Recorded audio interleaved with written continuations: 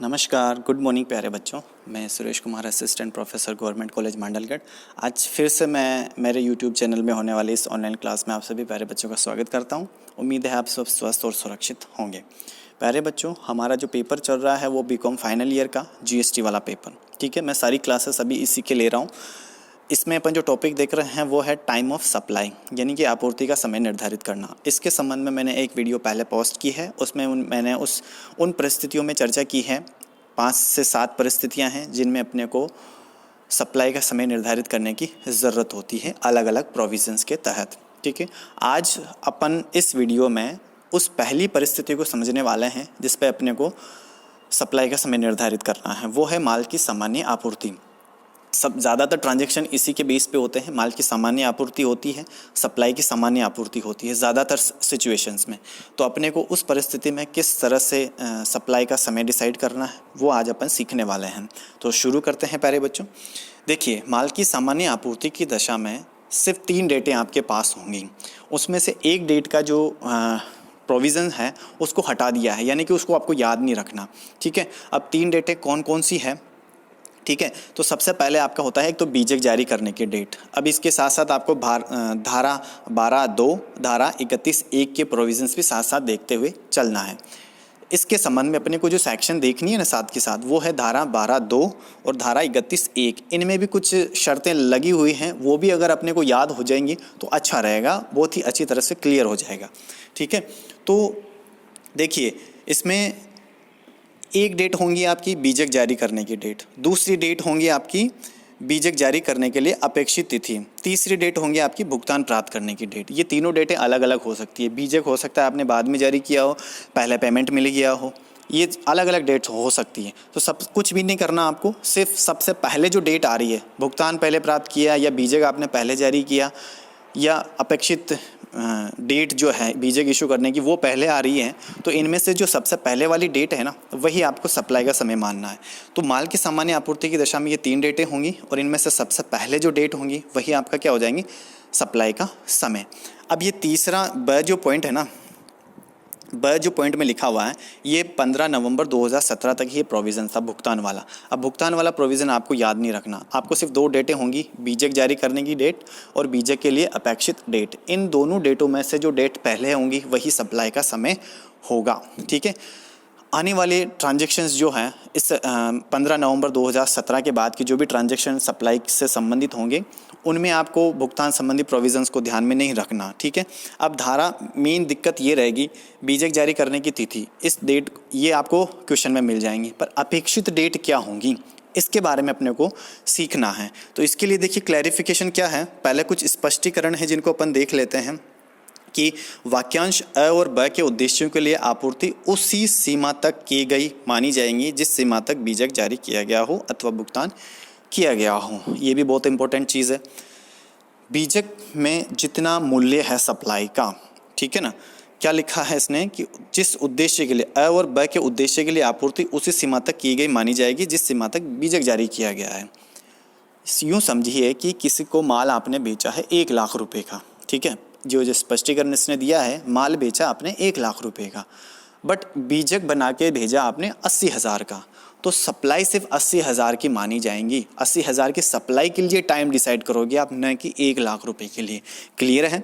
दूसरा स्पष्टीकरण क्या है, वाक्यांश ब के उद्देश्य के लिए आपूर्तिकर्ता द्वारा भुगतान प्राप्त करने की तिथि वह तिथि होंगी जिस तिथि को भुगतान को लेखा पुस्तकों में दर्ज किया जाता है अथवा भुगतान को उसके बैंक खाते में जमा किया जाता है, दोनों में से जो भी पहला हो।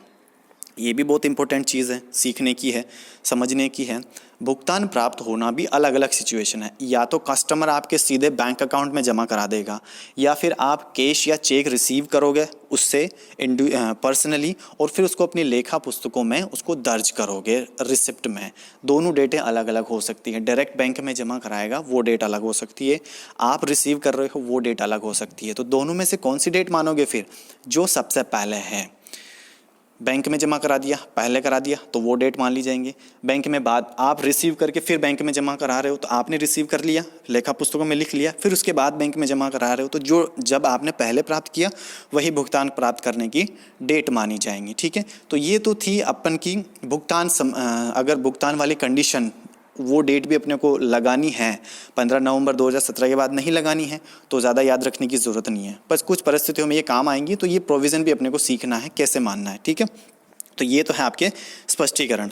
अब दूसरा जो है माल के आपूर्तिकर्ता द्वारा बीजक जारी करना। इस सिचुएशन में जो लिखा था ना आपके, ये यहाँ पर धारा 31(1) के तहत बीजक जारी करने के लिए अपेक्षित अंतिम तिथि क्या होती है। तो देखिए, अपेक्षित अंतिम तिथि विवेक से अपन बता सकते हैं कि जब माल बेचा है या सुपुर्दगी दी है आपने, तो बीजक जारी करना ही करना है। ठीक है, अगर आपने जारी कर दिया है तो वो डेट मान ली जाएंगे, पर अपेक्षित तिथि कुछ अलग होती हैं। धारा 31(1) में कुछ प्रोविज़न है, अगर माल की आपूर्ति के लिए माल का गमन आवश्यक है, यानी कि उसको एक जगह से दूसरी जगह भेजना ज़रूरी है माल को सप्लाई देने के लिए, तो उसको उस जगह से हटाने के लिए, जहाँ पर वो माल पड़ा हुआ है, उसको उस जगह से हटाने का समय या उसके पूर्व आपको बीजक जारी कर देना चाहिए। ठीक है, जैसे मान लीजिए कोई फ्रिज बेचा है आपने और फ्रिज को भीलवाड़ा से मांडलगढ़ में उसकी सप्लाई देनी है, तो भीलवाड़ा से उसका मांडलगढ़ में उसका गमन होना आवश्यक है, उसका परिवहन होगा। तो जब आप भीलवाड़ा से उस माल को वहाँ से हटा रहे हो मांडलगढ़ के लिए, तो उस समय आपको बीजक इशू कर देना चाहिए। ठीक है, तो ये है गमन आवश्यक है। तो दूसरी तरफ माल की आपूर्ति के लिए माल का गमन होना आवश्यक नहीं है। कुछ परिस्थितियाँ ऐसी होंगी जब माल को आप बेच देते हो पर उसका गमन आवश्यक नहीं है, गोदाम में पड़े पड़े माल बिक जाता है, उसको गमन करना आवश्यक नहीं है। जो खरीदने वाला है वो वहीं का वहीं गोडाउन में पड़ा रखता है आपको माल, और क्या नाम से सप्लाई उसको देनी होती है। तो ऐसी स्थिति में प्राप्तकर्ता को माल की सुपुर्दगी देते समय या उसके पूर्व, जब माल को आप गोडाउन से हटा रहे हो सप्लाई देने के लिए, उस समय जब उसका गमन आवश्यक है। दूसरी सिचुएशन ऐसी, अगर गमन आवश्यक नहीं है तो जब आप फिजिकली माल की सुपुर्दगी दे रहे हो अपने ग्राहक को, उस समय आपको बीजक जारी करना होता है। तो ये इनमें टाइम गैप होता है। ठीक है ना। अब जैसे सुपुर्दगी देते समय आपने माल बेचा और सुपुर्दगी देते समय 5 दिन का डिफरेंस है। जैसे आज आपने माल बेचा है, सुपुर्दगी आप 5 दिन बाद में दोगे, तो ये 5 दिन का गैप है। तो इस सिचुएशन में अगर गमन आवश्यक है तो आपको 5 दिन पहले ही बीजक इशू करना पड़ेगा। अगर गमन आवश्यक नहीं है, जैसे फ्रिज को मान लीजिए 5 दिन बाद में भी आप सुपुर्दगी दे सकते हो, गमन आवश्यक नहीं है उसका 5 दिन, तो 5 दिन बाद आपको उसका बीजक इशू करना पड़ेगा। तो ये सिचुएशन है।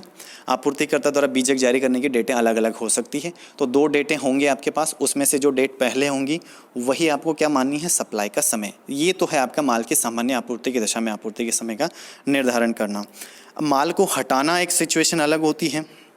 ठीक है, माल को हटाना क्या होगा, रिमूवल किस तरह से होगा माल का, माल के आपूर्तिकर्ता द्वारा उसकी ओर से कार्य करने वाले प्रतिनिधि द्वारा सुपुर्दी के लिए माल को भेजना। अब पहली जो सिचुएशन है कि माल का गमन आवश्यक है, तो उसमें माल को हटाना पड़ेगा। अब माल को हटाने वाला भी कोई ना कोई तो होगा ना, उसका प्रतिनिधि हो सकता है, खुद क्या नाम से व्यवसाय करने वाला व्यापारी हो सकता है। ये चीज़ें हैं, इसको ज़्यादा पढ़ने की ज़रूरत नहीं है।